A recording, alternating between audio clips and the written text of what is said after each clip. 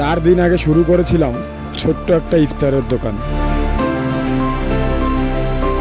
শুরুটা ছোট ছিল, কিন্তু নিয়ত ছিল বড়। দিন যেতে যেতে আপনাদের ভালোবাসায় দোকানটা জমে উঠতে শুরু করলো।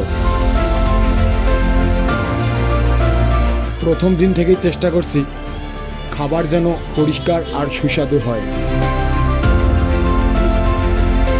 প্রথম দিন থেকেই আপনারা যে ভালোবাসা দিচ্ছেন তা সত্যি আমাকে অনুপ্রাণিত করছে। কাস্টমারের এই হাসিমুখ আমার সবচেয়ে বড় প্রাপ্তি।